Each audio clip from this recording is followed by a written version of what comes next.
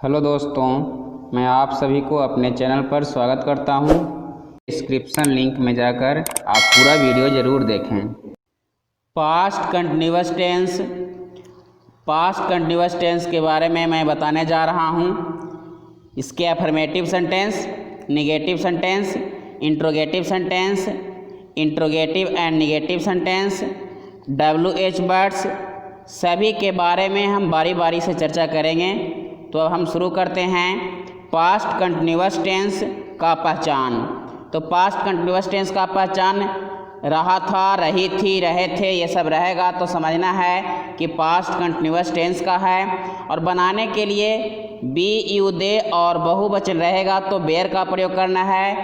B you they और बहुवचन के साथ बेयर का प्रयोग करते हैं। आई ही सी इट और नाम के साथ बाज का प्रयोग करते हैं। आई ही सी इट और नाम के साथ बाज का प्रयोग करते हैं। और ध्यान ये रखना है कि कंटिन्यूअस टेंस कोई भी हो उसमें क्रिया का चौथा रूप अर्थात क्रिया में ING का प्रयोग करना है। क्रिया में ING का प्रयोग करना है।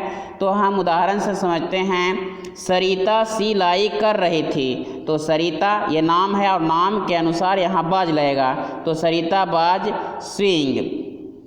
अब निगेटिव सेंटेंस की हम बात करें तो निगेटिव बनाने के लिए बाज बेयर का बाद नॉट लगाना है। सब्जेक्ट, उसके बाद बाज बेयर, उसके बाद नॉट और क्रिया का चौथा रूप लिखेंगे।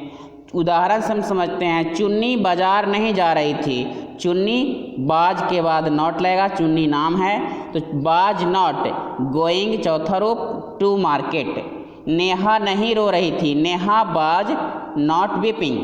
इंट्रोगेटिव सेंटेंस की हम बात करें तो बाज बेयर से शुरुआत करेंगे। बाज बेयर के बाद सब्जेक्ट लिखना है, उसके बाद क्रिया का चौथा रूप आएगा।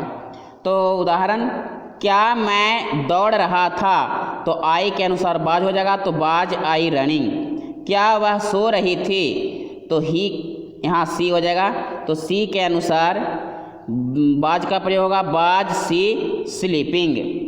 इंट्रोगेटिव सेंटेंस और नेगेटिव सेंटेंस की हम बात करें तो बाज बेयर, उसके साथ सब्जेक्ट लिखेंगे, उसके बाद हम नॉट का प्रयोग करेंगे, उसके बाद क्रिया का चौथा रूप। बाज बेयर सब्जेक्ट नॉट क्रिया का चौथा रूप। क्या मैं नहीं दौड़ रहा था, तो अब बाज आई हो जाएगा, आई के अनुसार बाज, उसके बाद नॉट लगाना है तो बाज आई नॉट रनिंग। क्या वह नहीं सो रही थी, तो बाज यहाँ सी हो जाएगा, ही लिखा गया है तो बाज सी हो जाएगा, बाज सी नॉट स्लीपिंग, बाज सी नॉट स्लीपिंग।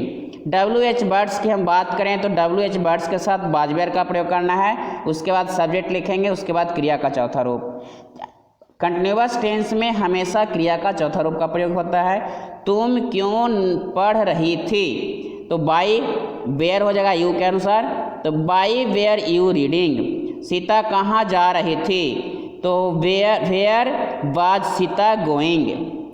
WH वर्ड्स और निगेटिव की हम बात करें तो WH वर्ड्स निगेटिव बनाने के लिए WH वर्ड्स के साथ बाज बेयर लगाएंगे, उसके बाद सब्जेक्ट लिखेंगे, उसके बाद नॉट लिखना है, उसके बाद क्रिया का चौथा रूप। उदाहरण हम देखें तो तुम क्यों नहीं पढ़ रही थी, तो बाई बेयर यू नॉट या बाई बेयर नॉट भी हम कर सकते हैं, by where you not reading. Sita कब नहीं जा रही थी, when was Sita not going, when was Sita not going. Thanks for watching, all the best.